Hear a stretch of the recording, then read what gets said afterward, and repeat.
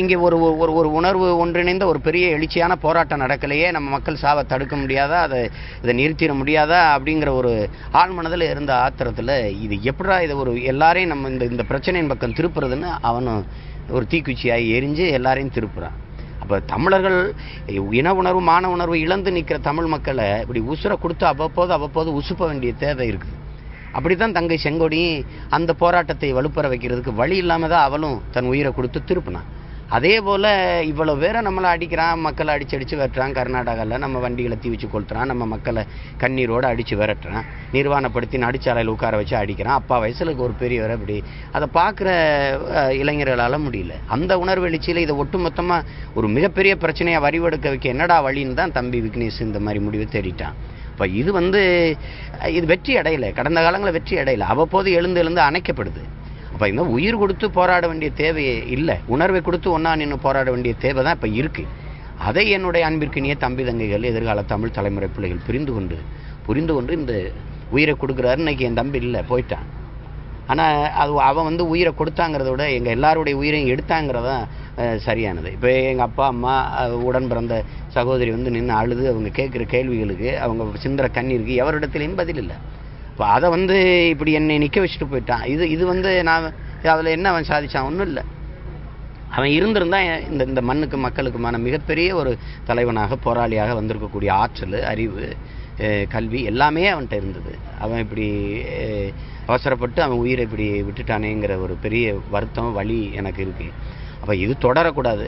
ஆனாலும் அவன் எந்த உணர்வுக்காக, எந்த நோக்கத்துக்காக அவன் இந்த உணர்வை உயிரையும் கொடுத்து விதைச்சானோ அந்த நோக்கத்தையும் அந்த உணர்வையும் பெற்றிருக்கிற நாங்கள் தொடர்ச்சியாக காவிரி நீரை மீட்கிற உரிமைக்காகவும், மீத்தேன் எரிகாற்றுக்கு எதிராகவும், இந்தி திணிப்புக்கு எதிராகவும், அந்த மண்ணிலே இருக்கிற சாராய தொழிற்சாலைக்கு எதிராகவும் நாங்கள் தொடர்ச்சியாக போராடி அவனுடைய கனவை, அவனுடைய நோக்கத்தை நிறைவேற்றுவோம். சரி, இப்போ ஒவ்வொரு உயிர் போனதுக்கு பிறகும் அனைத்து போராட்டங்களும் எழுச்சி பெறுறது உண்டு. இப்போ இந்த விக்னேஸ்வரனோட உயிரும் போயிருக்கு. இந்த போராட்டம் எந்த அளவு போராட்டம் இருக்குது பாருங்கள். இப்போ நாங்கள் தொடங்கினோம், அறிவித்த பிறகு எல்லாரும் கடையடைப்பு, இப்போ உண்ணாவிரதம், தொடர் வண்டி மறியலும் தொடருது. இது தொடரும். இப்போ கர்நாடகாவில் இருக்கிற நதிநீர் உரிமை எங்கள் தமிழர்களுக்கு எந்த பிரச்சனையும் இல்லாமல், அங்கே இருக்கிற தமிழர்கள் தாக்கப்படாமல், எங்கள் பொருள்கள் சேதப்படுத்தப்படாமல் பிரித்து கொடுக்கும்போது இதில் எந்த பிரச்சனையும் வராது. அப்போ அது அங்கே தாக்குனாங்கன்னா எங்களுடைய மாண்பு இந்த மாதிரி நாங்கள் ஒரு ஜனநாயகத்தின் பிள்ளைகளாக இருக்கிற நாங்கள் எதிர்த்தாக்குதல் நடத்தலை, அறவழியில் போராடி கொண்டிருக்கிறோம். இந்த அறவழி போராட்டம் நீடிக்கும். இப்போ நாங்கள் மறுபடியும் தஞ்சாவூரில் மிகப்பெரிய ஆர்ப்பாட்டம் போராட்டத்தை வச்சுருக்கிறோம். அப்போ அது தொடரும். சரி, இப்போ உணர்வு ரீதியாக விக்னேஷை தயார்படுத்திய சீமானால ஒருவேளை அறிவு ரீதியாக தயார்படுத்த முடியலை அப்படிங்கிற மாதிரி அறிவு ரீதியாக தயார்படுத்தினால தான் என் பிள்ளை அவனுடைய பேச்சு, சிந்தனை, எழுத்தெல்லாம் அப்படி வருது. உணர்வு ரீதிங்கிறது ஒவ்வொரு தமிழனும் உள்ளுக்குள்ளேயும் இருக்குது. இப்போ நாங்கள் அறிவுபூர்வமாக சிந்திச்சு எதையும் உணர்வுபூர்வமாக செயலாக்குற பிள்ளைகள். அப்போ உணர்வே இல்லாமல் இருக்கிற தமிழ் சமூகத்துக்கு உணர்வு ஊட்ட வேண்டிய தேவை இருக்குது. இப்போ நீங்கள் எல்லாம் நாங்கள் சொல்லும்போது இனவெறிங்க, அது இல்லைங்கிறதான் பிரச்சனையே. தமிழர்களுக்கு இனவெறி. இப்போ எங்களை அடித்து விரட்டின கன்னடர்கள் அப்போ என்னது இனவெறி இல்லாமல் அது எப்படி பார்க்குறது? அதை யாருமே பேச மாட்டேங்கிறாங்க. அப்போ நாங்கள் எங்களை அடிக்கிறாங்க, இந்த மாதிரி ஒரு போராட வந்தால் நாங்கள் ஆவேசமாக ஒரு கோபமாக பேசுனா, நீங்கள் வலி இருக்கிறவன் எப்படி பேசுவான்? இதயத்தில் வலி இருக்கிறவன் எப்படி பேசுவான்? அப்போ அதை புரிந்து கொண்டு நாங்கள் இந்த மாதிரி உணர்வு வயப்பட்ட ஏதோ ஒரு சிறு பிள்ளைகள் போலவும், தெருவில் கோழி குண்டு அடிச்சுக்கிட்டு விளையாடிக்கிட்டு இருக்க பசங்க போலவும் பார்க்கக்கூடாது. ஒரு தேசிய இனத்தின் உரிமைக்கு நிற்கிற மிகப்பெரிய ஒரு கனவை சுமந்து நிற்கிற போராட்டக்காரங்க. எங்களை சின்ன பயிலு மாதிரி ஆளுக தான் சின்ன ஆளுக. கனவும் கண்ணீரும் காயமும் ரொம்ப பெருசு. சரி, இந்த உணர்வுபூர்வமாகவும் உணர்ச்சி பூர்வமாகவும் தட்டி எழுப்புற போராட்டங்கள் நிலைச்சதில்லை. அது மட்டும் இல்லாமல் உணர்வுபூர்வமாக தமிழகத்தில் சில பேர் அரசியல் இல்லை தட்டி எழுப்பும்போது உணர்வுபூர்வமாக விதைச்சு தான் நீங்கள் அப்படித்தான் வருது. சுபாஷ் சந்திர போஸோ அல்லது எல்லாருமே அப்படித்தான் வந்தது. இப்போ நீங்கள் எங்கள் பாட்டன் தீரன் சின்னமலை ஒரு சாதாரண குடியில் பிறந்தவன். அவன் ஒரு படையை கட்டினான்னா அவன் உணர்வுபூர்வமாக விதைக்காமல் ஒன்று நிற்க முடியாது. இப்போ எங்கள் தலைவர் அவ்வளோ பெரிய படையை கட்டினாருன்னா உணர்வுபூர்வமாக விதைக்காமல் அவர் பேசலை. ஆனால் எங்கள் அண்ணன் திலீபன் போன்றவர்கள் பேச்சு தான் மக்களை உசிப்பி கொண்டு வந்தாங்க. இப்போ சாதாரண சீமான் இந்த இவ்வளோ பெரிய ஒரு அரசியல் இயக்கமாக உருவாகி வருது, உணர்வெழுச்சி உள்ள இளைஞர்கள் ஒன்றிணைகிறான்னா அது அவன் உணர்வு ஊட்டினா தான் ஒன்றிணைவான். அப்போ அப்படித்தானே நீங்கள் வருது. தமிழா இன உணர்வு கொள்ளுன்னு பேசின எங்கள் முன்னோர்கள்லாம் இப்போ என்ன பண்ணுறது? அப்போ நீங்கள் வந்து எளியோர் வலியோர் சிலர் எளியோர் தம்மை வதையை புரிவதா மகராசர்கள் உலக ஆளுதல் நினையாமன் நினைவா உலகால உணர்தாய் மிகு உயிர்வாதை அடைகிறாள் உடனே விழி தமிழான் அவன்லாம் என்ன பண்ணுறது? அப்போ அது அந்த உணர்வு ஊட்டினதுனால தான் நாங்கள் தமிழ் பிள்ளைகளாக இருக்கோம். இல்லை, தமிழர்களுக்கு அவருடைய தேவைகளை பூர்த்தி அனைத்தும் நிறைவேறுவதற்கு இனவெறி அப்படிங்கிறது அவசியம் நீங்கள் நினைக்கிறீங்க? இனவெறி கிடையாது. இப்போ இனவெறி நீங்கள் வந்து அந்த வார்த்தையை பயன்படுத்தினீங்க. இன உணர்வு அவசியமானதில்ல. இன உணர்வு இன பெருமை கொள்ளாமல் இன உணர்வு கொள்ள முடியாது. இன உணர்வு கொள்ளாமல் எப்படி ஒன்றிணைந்து போராட முடியும்? அது ஒரு இன்ச்சு தவறுனா கூட அது இனவெறியா மாறிடக்கூடிய. எங்கே இருக்குது இனவெறி? இங்கே எங்கே இருக்குது இனவெறி? முல்லை பெரியாற்றில் அடிச்சு எங்களை விரட்டின போது பள்ளிக்கூடத்துக்கு போன என் பிள்ளை மாரில் தேய்ச்சி ஒரு படத்தை எடுத்து வெளியே அனுப்பும்போது எத்தனை மலையாளி தாக்கப்பட்டான்? ஆந்திரா காட்டுக்குள்ளே சுட்டு போடும்போது எத்தனை தெலுங்கு தாக்கப்பட்டான்? அதுக்கு என்ன நடந்தது? சுட்டு கொண்ட அதிகாரி மேலே ஒரு தற்காலிக பணி நீக்கம், ஒரு இடை நீக்கம், ஒரு பணியிட மாற்றம் நடந்ததா? என்ன நடந்தது?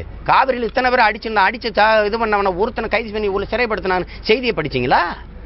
அங்கே இவ்வளோ பிரச்சனை நடக்கும்போது பரம்பிக்குளத்தில் போய் என் பொதுப்பணித்துறை அதிகாரியும் பொதுமக்களையும் காவல்துறை கேரளா காவல்துறை அடிச்சு விரட்டிருக்கு. அதுக்கு நாங்கள் அடித்தோமா? சும்மா தேவையில்லாமல் பேசக்கூடாது. சுற்றி இருக்கிறவங்களாம் அப்போ என்ன வெறி? என்னை அடிச்சு எல்லாரும் வெட்டிக்கிட்டு இருப்பான், நான் கை கட்டிக்கிட்டு வாய் பொத்திக்கிட்டு அப்படி உட்காருமா? என்ன நாயினும் கீழே போ நக்கி பிழை புழுவா நிலையெல்லாம் சொல்ல எவனுக்கு இங்கே அதிகாரம் இல்லை. ஒரு அளவு தான். அது திருப்பி நாங்கள் செய்கிறது இனவெறினா என்ன இனவெறின்னு எவன் சொல்கிறானோ அவன் கொடுமையான இனவெறியன். இதெல்லாம் சைத்து கொண்டு எப்படி இருக்க முடியும்? இதை விடவெல்லாம் ஜனநாயகவாதிகளாக இருக்கவே முடியாது தமிழர்கள். இதை புரிஞ்சுக்கிறணும். திரும்ப இதே வார்த்தையை சொல்கிறீங்க. இங்கே நாங்கள் இனவெறியை தூண்டுறோம்னு சொல்கிறேன். நீங்கள் எவனாவது ஒருத்தன் இந்த காங்கிரஸ் இந்த பாரதிய ஜனதா கட்சியில் இருக்க அங்கே இருக்கிற கட்சிக்கார ஒருத்தன் தொலைக்காட்சி வாதத்தில் உட்காந்து நீங்கள் இனவெறியை தூண்டுறீங்கன்னு பேச முடியுமா? நீங்கள் கேட்குறீங்க ஒரு அப்பாவி கன்னடனை அடிக்கிறதா உங்கள் வீரமானு, அதையே அங்கே உட்காந்து கேளுங்களேன். இந்த அப்பாவி தமிழர்களை அடிக்கிறதா வீரமான அந்த கன்னடன்ட்ட ஒரு காங்கிரஸ் கட்சி தலைவன், ஒரு பாரதிய ஜனதா கட்சி தலைவன் அந்த தொலைக்காட்சி வாதத்தில் உட்காந்து கேட்டுருங்க பார்ப்போம். அப்போ சும்மா தமிழர்கள் எல்லாம் ஒரு இழிச்சவாயன் கேனப்பையன் மாதிரி நக்கல் நையாண்டி இங்கே உட்காந்துட்டு உங்களெல்லாம் விவாதிக்க விட்டது தப்பு தானே? இந்தியாவில் எத்தனை மொழிவழி மாநிலம் இருக்கு? ஒரு மாநிலத்தில் தொலைக்காட்சி வாதத்தில் தமிழன் உரிமைக்காக ஒரு தமிழன் உட்காந்து பேசலாம்னு சொல்லுங்க பார்ப்போம். ஆனால் இங்கே நிலத்தில் நான் ஈழத்தில் செத்தாலும் சரி கூட உங்களை அணுவில்லையா அது வேணும்னு பேசுறவங்களா வெளி மாநிலத்துக்காரன் வேற மொழிக்காரன். இங்க எல்லாரும் உட்காந்துட்டு என் கருத்துக்கு எதிரான உணர்வுக்கு தான் பேசிட்டு இறங்கி பத்திரமா போயிட முடியுது. அப்படின்னா நாங்க எவ்வளவு பெரிய ஜனநாயகவாதிகளா இருக்கணும் தெரிஞ்சுட்டு பேசணும். இங்க வந்து உட்காந்து கன்னடம் உட்காந்துட்டு காவிரியில் தண்ணி எப்படி தருவான்னு பேசுறது. எனக்காவா தண்ணி கேட்கிறேன்? இங்க வேணாம்ங்கிறவனுக்கு குடிக்க தண்ணிக்கு எங்கடா போவ? குளிக்க தண்ணிக்கு எங்க போவ? உனக்கு சோறு அரிசி பருப்பு வெள்ளைக்காய் வெண்டரிக்காய் எங்க இருந்து வருது? உட்காந்துட்டு திமிரா உட்காந்துட்டு பேசிட்டு கூடாது. ஆளுக்கு பெரிய நீங்க தான் பெரிய அறிஞர்களை பிறக்கும் போதே 6-7 மூளையை வச்சு உங்களுக்கு படைச்ச மாதிரியும் நாங்கெல்லாம் களிமண் நம்ம வச்சிருக்கிற மாதிரி மண்டைக்குள்ள ஒழுங்கா இருக்கணும். சும்மா இங்க தேவையில்லாத வேலையெல்லாம் பேசிட்டு கூடாது. சும்மா அங்க வந்துட்டு பேசுறது அவன் வந்து யோசிச்சு பாருங்க. மகாராஷ்டிராவில் பேசிட முடியுமா? இந்த கர்நாடகாவில் ஒரு தமிழன் விவாதத்துக்கு கூப்பிட்டு உட்கார வச்சு பேசப்பட்டிருப்பானா?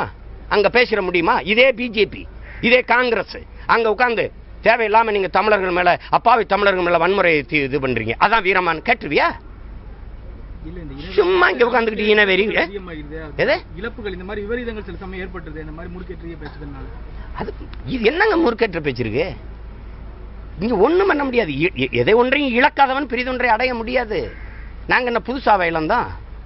இது எல்லாரும் தீக்குளிச்சு சாங்கன்னு யாரும் சொல்றாங்களா? யாரும் வழி நடத்துறாங்களா? தற்கொலை பண்ணிக்கிறீங்க எல்லாரும். அப்படியா? அப்படி கிடையாது. இங்க எந்த தலைவரும் யாரையும் வந்து இப்படி செய்யணும்னு சொல்றது கிடையாது. உணர்வு எழுச்சியில முத்துக்குமார தூண்டுறது இதெல்லாம் பேசுறீங்களே. ஜெயலலிதா சிறைப்பட்டதுக்கு 100 பேர் சத்தானே. யாருங்க உணர்வு எழுச்சியில முறுக்கி விட்டது? யாரும் முறுக்கி விட்டது? அதெல்லாம் பேச மாட்டேங்கிறீங்க. அன்னைக்கு போய் ஜெயலலிதாட்ட போய் ஒலி வாங்கி வச்சுட்டு கேட்கலையே. உங்களுக்காக நீங்க என்ன? நீங்க ஆங் சாங் சூகியா? நீங்க அன்னை தெரேசாவா? அன்னி பெசன்ட் அம்மையாரா? எதுக்கு நீங்க உங்களுக்காக செத்தான்னு ஒருத்தன் கேட்கல? ஊழல் வழக்குல சிறைக்கு போன ஜெயலலிதாவுக்காக 100 தமிழன் செத்துருக்கான். அன்னைக்கு போய் யாரும் கேட்கல. என்ன மூளைச்சலவை செஞ்சு என்ன முறுக்கேத்துற மாதிரி ஜெயலலிதா பேசி தற்கொலை பண்ண வச்சாங்க? மானங்கட்ட தமிழம் போய் இப்படி நின்றுக்கிட்டு நீங்க ஒருத்தர் வந்து எந்த கேள்வி கேட்டுக்கிட்டு இருக்கிறீங்க. நீங்க கொதிச்சு போயிட்டு இருக்கோம். நாங்க தமிழர் தாக்கப்பட்ட இதே நேரத்தில் வந்து கட்சியில் இணைப்பு விழா நடத்திருக்காங்க சொல்லி பல நாளும் விமர்சிக்கப்படுது அதிமுக. ஆமா, நான் தான் விமர்சிக்கிறேன். அது எப்படி? இந்த கட்சியில சேர்றதுக்கு 91,308 பேரும் ஒரே நாள்ல நேரம் கேட்டாங்களா? பல நாட்கள் எழுதி கொடுத்து காத்திருந்தவங்க தானே. அவங்கள சந்திக்கிறதுக்கு ஒரு 20 நாள் கழிச்சு இந்த பிரச்சனையில் சுமூகமான தீர்வுக்கு வந்த பிறகு செய்யக்கூடாதா? அங்கங்க அடிச்சு வரட்டி அம்மானப்படி இன்னைக்கு 100கணக்கான பேர் குடோன்ல படுத்து கிடக்குறானா இல்லையா? லாரியை விட்டுட்டு பதட்டமா ராத்திரி எடுத்து என்கிட்ட பேசுறானா இல்லையா? நிர்வாணமா நிக்க வச்சு ஆண் உறுப்புல கட்டையை வச்சு அடிச்சிருக்கானா இல்லையா? அதையெல்லாம் பார்த்து நாங்கள் சும்மா இருக்கணும். நீங்கள் வந்து இதெல்லாம் எனக்கு ஒரு பிரச்சனை இல்லைன்னு இணைப்பு விழான்னா எதை முன்னாடி நடத்திருக்குது பின்னாடி நடத்துறது? இது எதை காட்டுகிறது?